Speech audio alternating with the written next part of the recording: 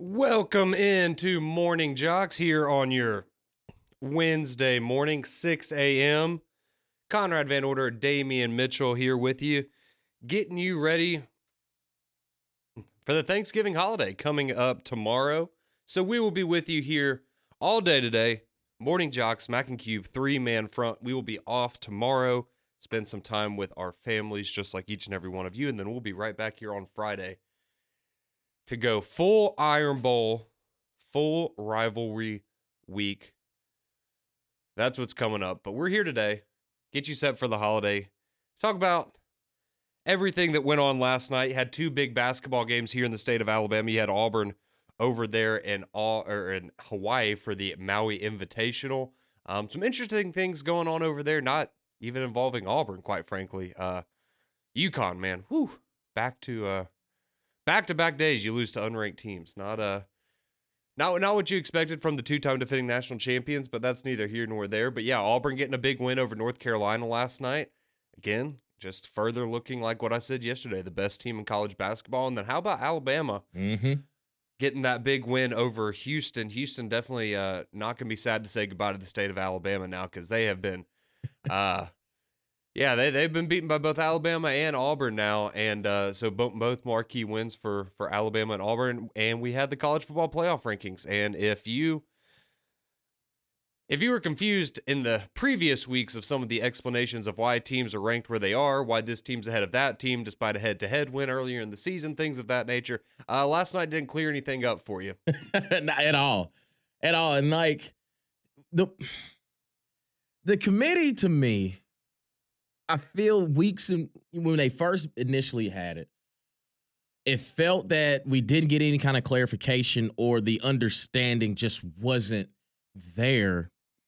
And now we're in this position where the Big 12, the Big 12 is just gonna get one in.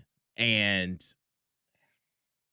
are they gonna get one in? And like it's the more you look at it and the way that this ranking kind of sets up, you kind of just beat yourself up by having so many teams logjam with two conference losses and who has the win against who, where they have the win at, and like it's very confusing. So the college football playoff rankings were released yesterday, this week's edition, and it goes like this. These are the rankings, and we'll get to the seedings right after this. So Oregon comes in at number 1, Ohio State 2, Texas 3, Penn State 4, Notre Dame 5. Those are your top 5. At 6 is Miami, 7 Georgia, 8 Tennessee, 9 SMU, 10 Indiana, and also at 11 we have Boise State, 12 Clemson, 13 Alabama, 14 Ole Miss, 15 South Carolina. Those are your top 15. Now, when we get to the seeding part, this is also Arizona State's 16, and that is important here. Right. Yeah, and Arizona State is 16. Now, when we get to the seeding part, this is where it gets a little confusing. So you're right now, the teams that would have the first round bye. Oregon is your number 1 seed. Texas is your 2 seed. Miami is 3. And Boise State is 4. So it's the same thing as last week. It is. Now, this is where we're going to have some fun. In the 12-5 matchup in the first round of the college football playoff, coming in at number 12 is the Arizona State I'm going to say Red Devils because Maplesville. The Arizona State Sun Devils. And number 5 is the Ohio State Buckeyes.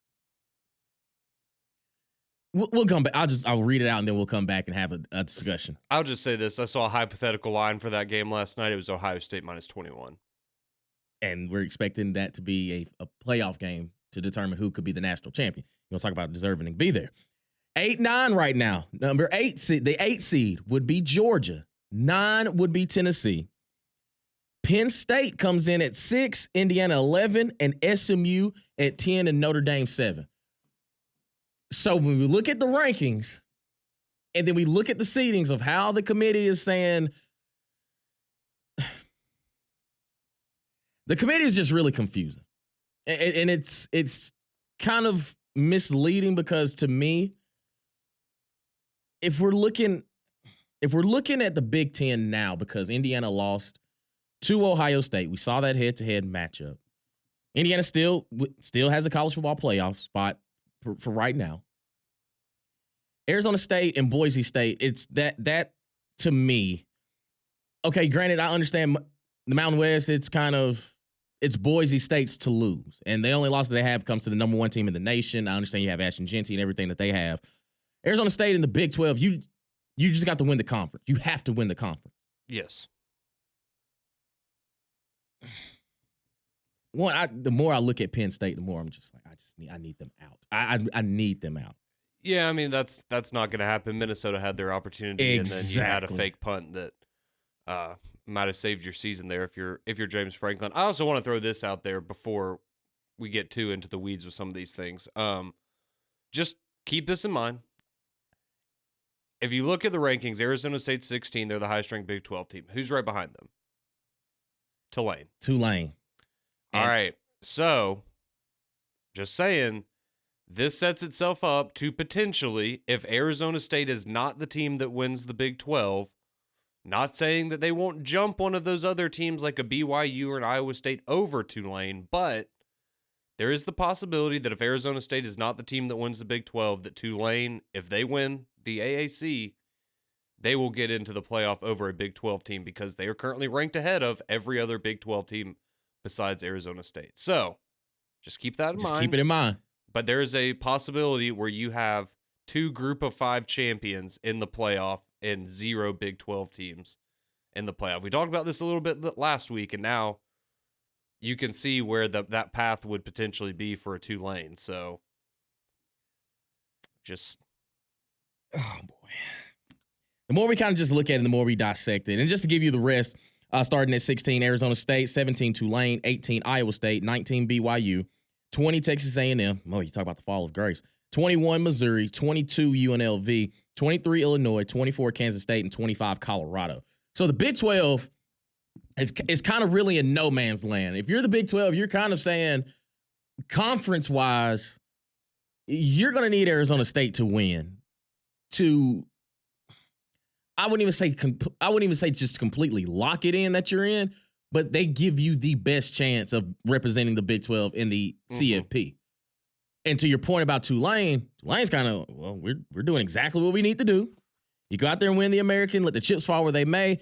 And with rivalry week being this week, I'm not expecting any kind of upsets. Texas A&M could kind of throw a wrench into everything if they beat Texas. How far does Texas fall? Because at that point, the 2 losses that you have are against the 2 ranked teams that you finally played, and you're 0-2 against them. So Texas A&M can kind of throw some wrenches in that. Clemson at 12, I get it. I don't. Their resume is horrible. They're getting the I know, and they're getting the benefit of the doubt when, okay, it's very similar to the Texas situation. It's, okay, well, you lost a beat down to Georgia, and then you lost to Louisville. And their best win is your Virginia best win, Tech. Right. It's, what is their best win? And I think it comes to the point of, they may not say the quote unquote game control, but that's almost like the only thing I could see Clemson being in this conversation of them being in 12 because they've handled their business like they're supposed to against the other teams besides their losses. Oh, I mean, I think we all know exactly why Clemson is where that is. And last night, and some of the explanations that we got, and I'm going to share some in a second, it is very clear what matters to the committee this year. And it is very clear that all that matters is how many games did you win and how many games did you lose. It doesn't matter who you beat, who you lost to. It doesn't matter how you lost. It just matters, at the end of the day, they can look at a win-loss column and go, that number's higher, that team is going to be ranked higher. And I say that because here's an explanation that we got last night for why Clemson is at 12 over Alabama, Ole Miss, South Carolina, and some of these other teams. This is Ward Manuel. Well, Clemson slid up with some losses ahead of them by Alabama and Mississippi, and they had a win against Citadel, obviously, but that wasn't the biggest reason. Obviously, they're at 9-2 with only 2 losses. The teams right behind them have 3 losses. We just felt as a committee, we looked at their body of work with 3 straight wins after their loss to Louisville including back-to-back wins against Virginia Tech and Pitt, that they deserve to move up into that 12th position. That is very clearly them telling you right there, the reason Clemson is ahead of the other teams is because they have a 2 in the loss column and the other teams have a 3. Now, if that's how you feel, that's fine. But I think we all agree that wins and losses are not They're not equal no. in college football. And they shouldn't be.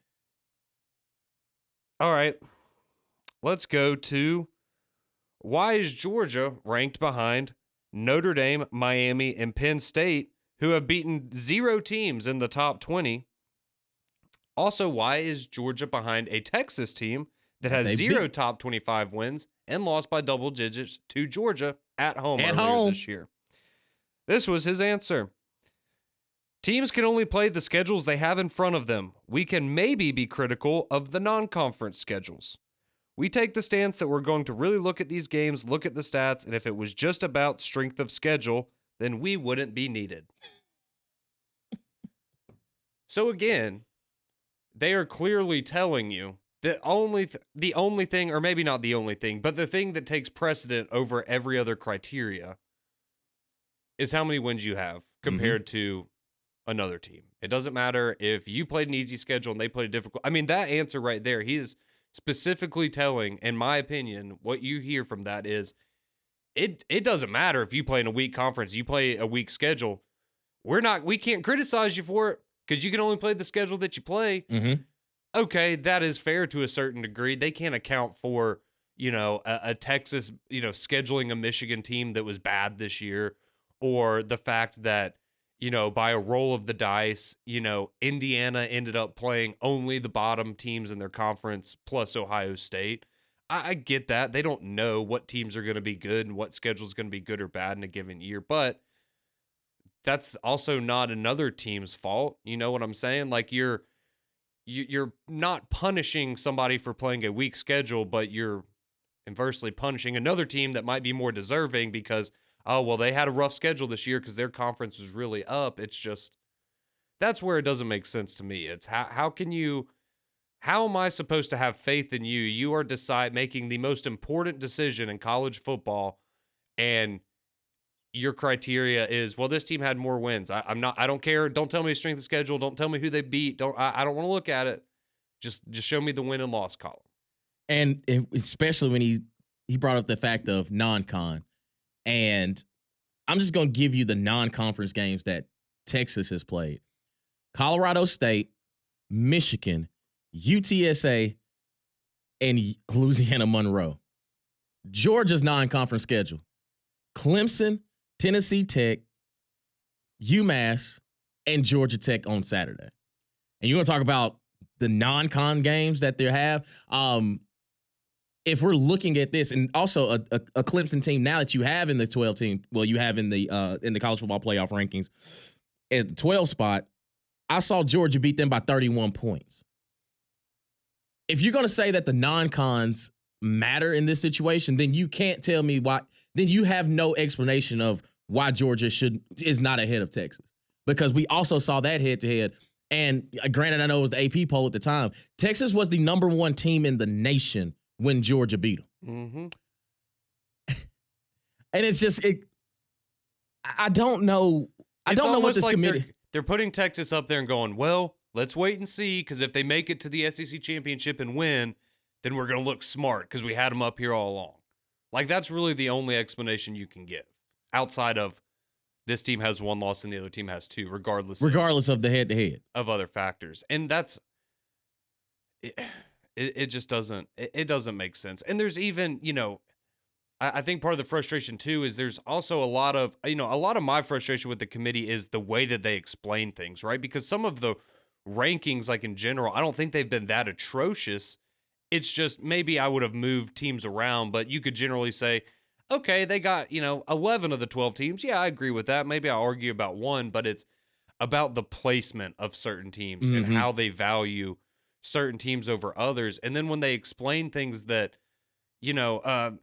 I thought this was a good example of them having an opportunity to just give a straightforward answer that everyone understood, and they couldn't even do that. Yep. And somebody asked them why Alabama was ranked ahead of Ole Miss, right? Because Alabama just got embarrassed by Oklahoma. Ole Miss lost to Florida, but it was a competitive game, right? And so I think a lot of people were curious as to why Ole Miss maybe wasn't ahead of Alabama. And I would have said, if I was Ward Manuel, I would have said, well, Alabama has more ranked wins. They have a tougher strength of schedule. You look at some common opponents where you have an LSU team that beat Ole Miss in Yep. overtime, and Alabama dominated them on the road. I think you could, that would probably be my argument. That would have been my response if I was Ward Manuel. This is his response to why Alabama is ranked ahead of Ole Miss. This is a quote. I would say in the committee's eyes, they're really similar teams, and they've had similar ways that they've gone through the season. Both have had losses that you didn't expect them to have. Alabama had a loss at Oklahoma, and Oklahoma's performance was dominant against Alabama. And then you have the loss by Mississippi to Florida at Florida. That was one of those losses that you just don't expect them to have. Talking about the Florida loss to Ole Miss, not the Oklahoma loss to Alabama. It was a close game, but where we evaluated it, we came out with Alabama ahead of Mississippi and South Carolina, since Alabama and Mississippi both won head-to-head against South Carolina. So he's saying that the reason Alabama's ahead of Ole Miss still is because, well, that loss to Florida, you didn't see that one coming. And it was a close game, but Alabama just got dominated. He even said it. He got dominated by Oklahoma. Like, you would think that was someone making an argument for why Ole Miss was ranked ahead of Alabama. Right. And it's the opposite. Exactly. That's the kind of stuff where it's like, do you even know what you're talking about? And you want to talk about the South Carolina game? The last time I checked, Ole Miss beat them, 27-3? Yeah, Alabama beat them 27-25. And I'm right there with you. I'm not going to say, it doesn't make sense. It doesn't. I mean, if you think Alabama's ahead of Ole Miss, that's fine. I'm not going to argue. I mean, you were splitting hairs on that one, but it's like. And then to say, they both had the head-to-head against South Carolina. It's one win was on the road in South Carolina and beat the brakes off of them. And the other one was South Carolina coming into Bryant-Denny and narrowly escaping that one with a win. And you're still trying to tell me that Alabama is ahead of Ole Miss. And I'm with you. Like, it's splitting hairs. They both got 3 losses, whatever you want to wait. But don't tell me that's the explanation, because all that does is support Ole Miss, the reason why Ole Miss should be ahead. Exactly. That's what I think has a lot of people frustrated is even something like that it should be very simple. This is why you think this team is right. Like, what was the conversation that you had in the committee room? Because I find it hard to believe that was really the conversation you had, and everybody in that room looked at each other and said, yeah, man, that loss to Florida, didn't see that one coming. But the Oklahoma game, yeah, that's not as bad. It just You're right. It doesn't make it doesn't make sense, and yeah, it doesn't make sense. They can't even explain basic answers to questions that I'm sure 95% of our listeners could give better explanations than the College Football Playoff Committee does, and it's asinine. But I guess hey, if you're an Alabama fan, you got a shot. You do. You're gonna need some help, but you gotta. So you're telling me there's a chance? I was about to say, well, they're not putting South Carolina ahead of you, so if they beat Clemson, that takes out one team, takes one, and then you just need a Vandy to beat a Tennessee, a SMU to beat a Cal, so whoever Miami plays, I can't remember. Syracuse, yeah. USC to beat Notre Dame. Like, I'm not saying that Alabama necessarily deserves to be in, but there's not 12 teams that deserve to be in this year. So, Well, welcome to the first year of the college football playoff, y'all. Yep. So, I mean, the 12-team version. There's not 12 teams that can win a national championship. There's never going to be 12 teams that can win a national championship in a given year. We all know that. Hey, man, we'll try to make sense of it on the other side. We'll continue with the conversation. College football playoff rankings, both Alabama and Auburn, both on the hardwood. Keep it locked right here on Morning JOX and JOX 94.5.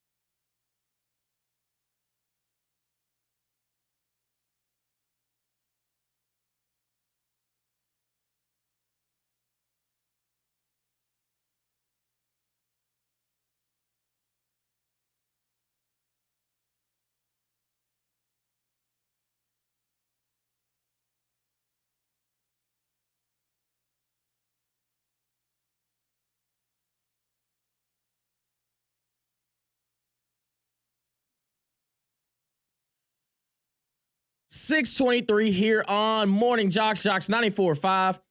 Damian Mitchell, Conrad Van Order, and you as well, our wonderful listeners, 205-834-9450. Your text message, your calls, always welcome here on Morning JOX as we try to make sense of what the college football playoff is going to look like. And also, I was talking with some friends yesterday as, the rankings were coming out, and we were kind of just peeking towards next week of, okay, well, now I'm interested to see what the committee does after conference championship weekend, because to me, can you really punish a team for playing in a conference championship game and losing if they're one of the 12? And some of them are just like, well, if it's a blowout, you can kind of see if they move a team. But I was like, why would you punish a team for, like I said, handling their business in the regular season? It's just they made it to a conference championship. A team has to win and a team has to lose. So I just think it shouldn't be detrimental for them to play in a conference championship game and lose and still not get in, unless I don't know. But also, this committee hadn't shown me anything in the past couple of weeks to make me believe that they won't do it in a conference championship game. So right now, do you think that SMU deserves to be in the playoff?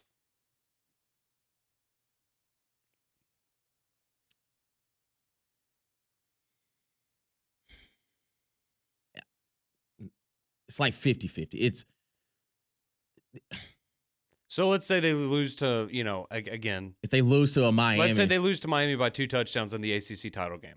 Are you going to look at them and go, that's still one of the 12 best teams in college football? I don't think they're one of the 12 best teams right now, but I think they're good, but again, I want to say I'm leaning more no, but I'm trying to justify if I say yes, but when you look at their schedule, exactly, they don't have it. So no. Like if they were to beat a Miami, absolutely, yes, but they have to win the conference. They have to win the conference. But that's where I think, would you take SMU or Clemson right now? If SMU, right, and it's. But I'll be honest, I would take Alabama, Ole Miss, or South Carolina over either of them. I would take those 3 teams over Indiana too. Yeah. I think, and Indiana is just this Cinderella story. And to me, I think it's wearing off because of the performance against Ohio State. It's, well, the one chance you had to kind of show us something, you lose by what? 28 points, and it's. Yeah, and it's, I hate it for them. Look, I understand you've had a great season. It's the first 10-win season you've ever had, but I'm sorry, did anybody watch that game on Saturday morning and go, oh, yeah, that looks like a team that's ready to compete with the big boys? And again, I did say in the last segment, there's not 12 teams that are good enough to win a national championship. So there's going to be teams that get in every year that you just kind of shrug your shoulders at. But I just feel like the committee's job is to put the 12 best teams in there. And by that, I look at what 12 teams are going to give you the most competitive matchups. Mm-hmm.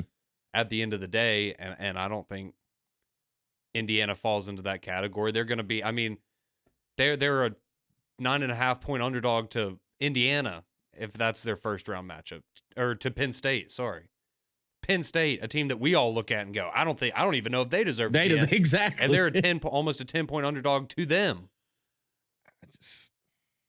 I don't know, man. This committee, this 12-team playoff has caused a little bit more confusion. It's because the committee doesn't explain anything. Like I don't know. I just don't. They don't give us the criteria of why these teams are where they're ranked, and it's just more confused. Because the Big Ten, I will say, like they've done with Oregon for sure, Ohio State for sure. But then when you look at Penn State, you can say, oh well, they lost closer to Ohio State than Indiana did. And I was like, okay, well. They also barely escaped against Minnesota. The committee is just confusing me. They're confusing me because I know with it being 12 teams, we extended it, and this is kind of the I guess you'd say the detrimental part of it, because you can't, if we're going by eye test, it's, well, I can watch this team against a quality opponent and they didn't handle their business. Georgia, Texas, for example. It's, well, Texas, yeah, they've gone out and won their games that they're supposed to, but the one game that they had circled, you got them at home where everything is kind of just in your favor. Georgia manhandles you. And yet the committee still has them ahead of Georgia because, okay, I get it, Georgia lost to Ole Miss, but they also have pretty much on paper at that time the best win in college football because that was the number one team in the nation at that time. Yeah, I think the thing that bothers me the most, and I think there's probably a lot of people that feel this way or think this, is it's not necessarily the fact of, again, where some of the teams are ranked. It's the fact that just some of the criteria that I think most people would agree are very important or good indications of how good you are or how battle tested you are don't seem to matter whatsoever, because it's not a situation where you have, oh, well, this team has, this team has 2 top 25 wins and this team has 3. Like, we have a bunch of situations where you have teams that have 3 or 4 top 25 wins that are ranked behind teams that have 0. Zero. It's not a, oh, okay, well, they played these ranked teams, but now they're all unranked because their conference has kind of cannibalized itself. It's, you have a bunch of teams, including a Texas team here in the SEC, that does not have a win against a single top 25 opponent, and you're telling me that I'm supposed to believe they're better just because they have one less loss than somebody else? Like, that makes no sense, because, and I understand they don't like to play the hypotheticals game, but, let's be honest. If Arizona State or Indiana or SMU, if they're playing an SEC schedule, do we think they're any better than 8-4? No. I mean, they maybe there's a scenario where they do, and they just have a magical year regardless of what conference they're playing in. But I think most reasonable college football fans would go, oh yeah, if they played, well, these schedules, yeah, no, they wouldn't even be a part of the conversation. And that's where I think they lose a lot of people, because it isn't the whole point to try to play difficult matchups and be battle tested, and then once you get into the postseason, you have a resume that says, hey, these are all of the good teams that we have played. We've lost to some of them, but we beat some of them. Why are we being compared unfavorably against a team that has nobody on their resume? I think that's the frustrating part for especially SEC fans. And I get it, we're biased. We think the SEC is the best, but the SEC is the best. It is. Like, I know there's a lot of college football fans out there that don't like to acknowledge that, but it's the reality of the situation. And so, yeah, it'll be interesting to see what happens in the future here, because if this is the precedent we have moving forward, where all that matters is how many wins you have versus losses, that is a dangerous place for this sport to be. And especially for a sport that is so obsessed with money, you would think they would want to incentivize schools to schedule big time non-conference matchups. And the committee is essentially telling you to do the exact opposite of that. I have no idea, man. This committee is just, they've put themselves in a bind by not even just further explaining why they have teams where they are. And if it's just wins and losses, like you said, they just, obviously the head-to-heads don't even matter anymore, because we've seen teams that have the head-to-head matchups and have the head-to-head wins still be ranked above the teams that they beat. And I mean, it's just a big mess. But at some point we'll figure it out. This may just be the test run. They'll go back next year, review everything. It's like, hey, we need to start taking some things into account. We need to start looking at the big picture, because obviously it's, oh, they have 3 losses, they got 2, put them ahead. Okay. I mean, I know it's 12 teams now, but I mean, we've been doing this for 11 years essentially in terms of having a committee decide these things. And I know it's more complicated now, but nothing I've seen in the last decade has given me any confidence that next year is going to be better. I'm so confused. It's so confusing. 205-834-9450. We got some people chiming in on the Jocks text line. You can also call in at that number as well. John texted, he says, Alabama has no argument while they have better wins than Clemson. They also have 2 conference losses to unranked opponents, plus a 3rd loss to a conference ranked opponent. The Texas-Georgia argument is better. Oh, I mean, I agree with that. I think Georgia should 100% be ranked ahead of Texas. I just And I mean, I get what you're saying. Alabama does have bad losses, but again, okay, what's more important to you? A team that has I mean, I get it. You'll give Clemson more credit for getting blown out by Georgia than Alabama credit for getting blown out by Oklahoma. That's fine. But so you're saying a team that has, I guess, one more bad loss, but four ranked wins right. is worse than a team that has one less loss but zero ranked wins. That's again, it's and if that's your opinion, that's fine. There's you can have that, but I I just think most of us would agree that you need to reward teams that play difficult schedules and win against the top teams. Exactly. And Mike in Huntsville, he hits the nail right on the head. He said teams will just start scheduling week non-conference opponents. Exactly. Like, just okay, well, all we gotta do is win. Hey, G5, what y'all got going on? Absolutely. Rice. Right. What y'all doing this week? Y'all got a chance to play Texas tomorrow? Like this, because that's all the committee is taking into account is just how many wins you got. We'll go with it. Yeah, and all the talk of, well, when's the SEC going to go to non-conference games? That's not No need to. happening with this. No need to. No, you're hurting yourself at that point. Exactly. We'll try to make some more sense out of it. We'll continue the conversation. We see you on hold. We see you on the Jocks text line as well. 205-834-9450. We'll keep the conversation going on the other side here on Morning Jocks and Jocks 94.5.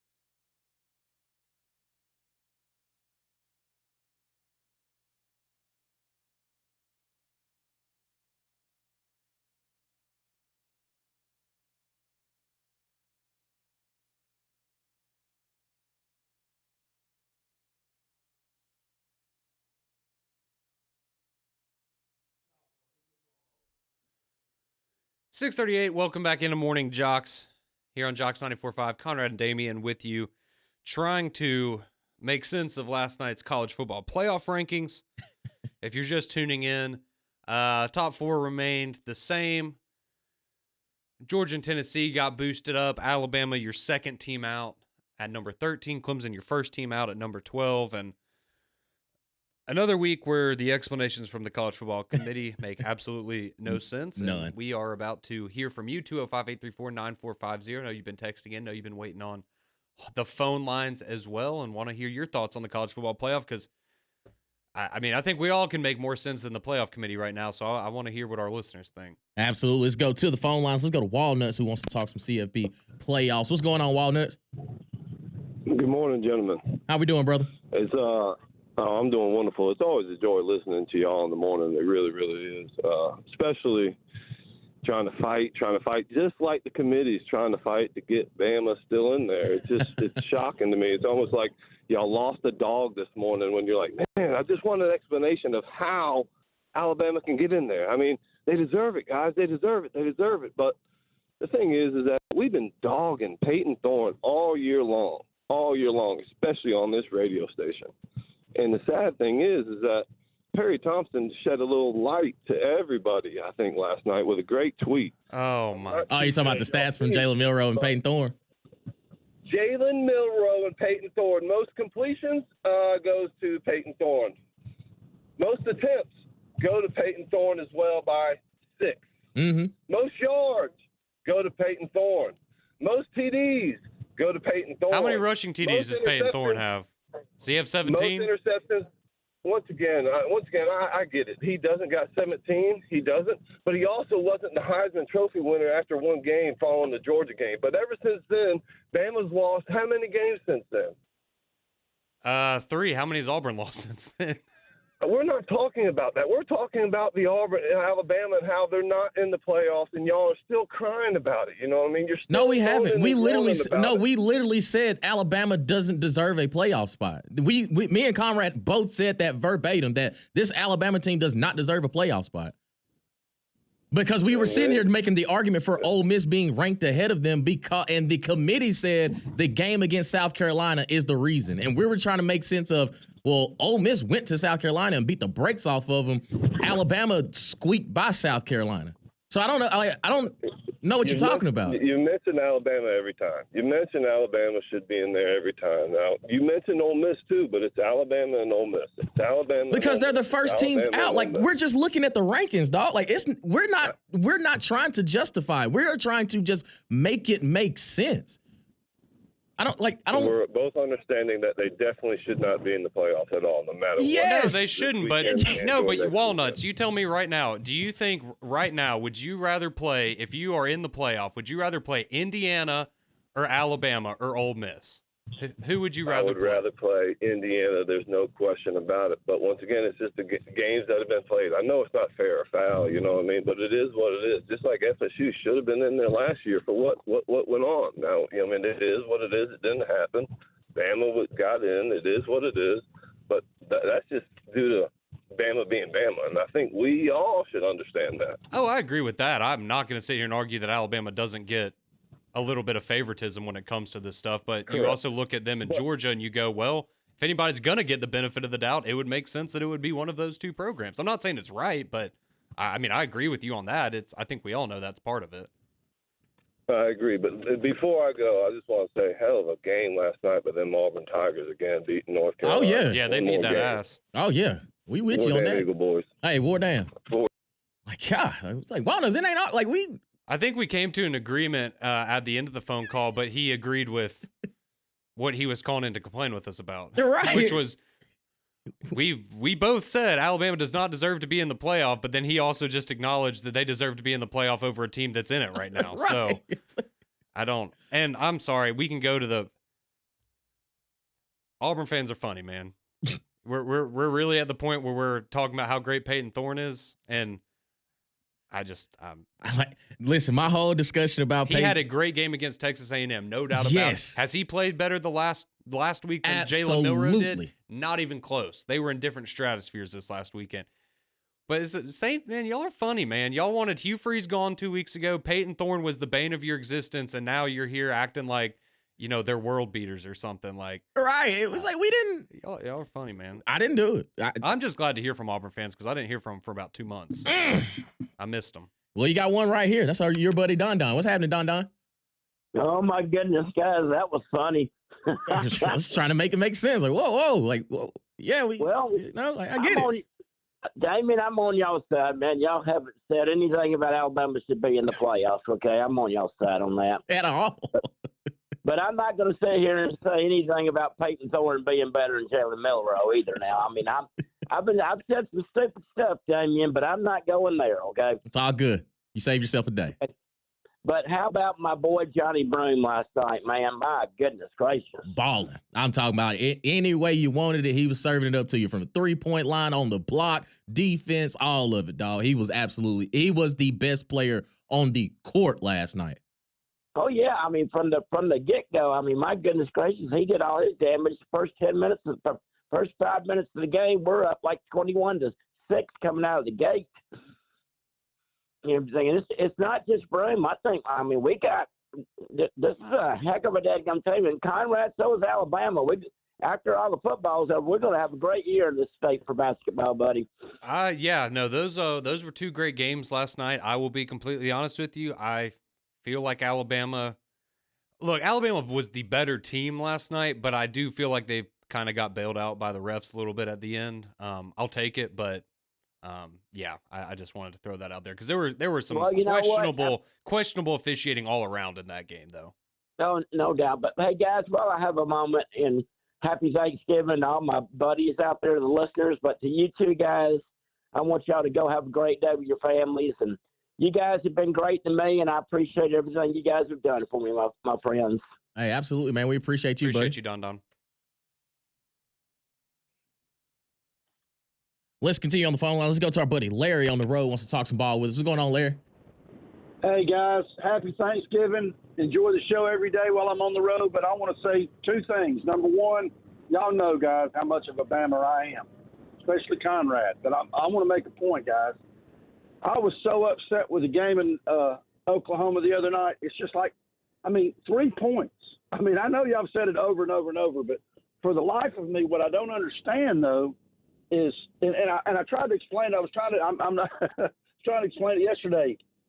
When he's in the pocket and you spread the field with receivers, they have to cover. That opens up everything for not just Milroe, but for the offense. You never saw that at all, but still, that's water under the bridge. But I want to say another thing.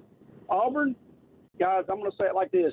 They roll into Tuscaloosa, Conrad, and I'm just telling you, we better have our chin straps on because I'm worried about this game. And I'm a huge Alabama fan, but I'm telling you, I just don't get these young players these days. I don't understand it. You go to Oklahoma because they're 5-5 and you don't show up. I don't get it. I don't understand it. But just wanted to say that, guys. Enjoy the show. Take care. Hey, we appreciate you, Larry. We see y'all on hold. 205-834-9450. Continue with your text messages and calls as we try to make sense of, I guess, just pretty much everything today because we're sitting there trying to explain to y'all that Alabama don't deserve a playoff spot. Now everybody's like, nah, they just did. Like, listen, we're just looking at what the committee has presented to us, and we're trying to make sense of it all. We'll continue on the other side here on Morning JOX and JOX 94.5.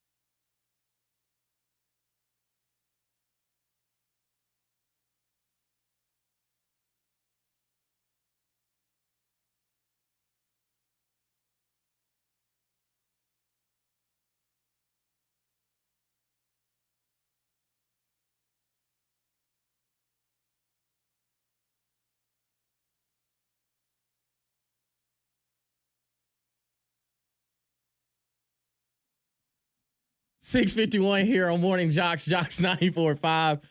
Damian Mitchell, Conrad Van Order here with you for a few more moments as get you set for Mac and Cube in the morning. Those guys coming up next, and they're going to have 3 hours to try to explain exactly what the committee – I mean, Greg was on the call yesterday for it, and hopefully he has a way to try to make it make sense of why the committee is doing what they're doing, because I'm telling you, when I look at it, it's just so puzzling to me. It really is. And it's just it's the day and age. If at this point, just win. All you got to do is just win and let the committee figure out everything else. You win ball games, and that's all that really matters. Who cares at this point? Because 12 teams, to me, I can't find 12 true contenders for a championship in this group right now that we're looking at. I can maybe give you 5. And that's where, again, I will restate this again. Neither of us have said that Alabama is deserving of getting into the college football playoff. But do you think that Indiana is deserving necessarily? Do you think SMU is deserving? Do you think the Big 12 is deserving? And I understand how some of the auto bids and things like that work, but we were just telling you there is still a path. The committee is telling you that this is not us making this up. The committee told you last night in their rankings, there is a path. Granted, upsets have to happen for Alabama to get back into the playoff. That doesn't mean that we're sitting here saying, oh, they should be one of the top 7 or 8 teams in the country. No, doesn't mean that. But at a certain point, regardless of what team it is, whether it's Alabama or Ole Miss or South Carolina or somebody else you want to pick out, teams need to be rewarded for playing more difficult schedules and beating ranked opponents. And that is not something that the committee seems to care about at all. Let's go to Mike on the phone lines. Wants to talk about this college football playoff. What's going on, Mike? Can you make sense out of all this, man? Yeah, I'm going to try to make sense out of it. I'm also going to pull for my team, too. Hey, good morning, man. I listen to you all every morning. I don't ever call, but listen to you guys every morning. Y'all have a good show. Love the show. Love the guys, all at JOX, man. Yeah, I'm a sports fanatic, so I love to listen to you all. But to keep saying that Alabama is not deserving, we know that Alabama is not deserving right now with 3 losses, but the committee, who the only one that really matters, knows that Alabama's on the outside lurking, and they're going to put them in there if some things break their way. And then they would be deserving. When the board get the call that they're in, they're going to accept the call. And they can get in there, they can cause some problems. We've seen Alabama at their best this year. We've seen them at their worst. Damian, y'all play ball, and you know sometimes you don't play your best football against somebody that you play. And it happens, or basketball. That's sports. But to say that they keep hollering that they ain't deserving, they are deserving. That's why the committee got them where they are. So if it breaks their way, they will be back in and they will make some noise. And for the guy that called, the Auburn fan, talking about Peyton Thorne and Jalen Milroe, ain't no comparison. Jalen Milroe had a terrible game. He'd be the first one to admit that to you. And some of that was some of the play calling and how the game went. Sometimes you can come into a game, you're looking at certain things happening, and they go totally opposite. And I ain't going to talk about no official calls or none of that. But you saw that game yourself with your own eyes. Alabama looked terrible. But they have also won 8 games and have looked pretty good doing it.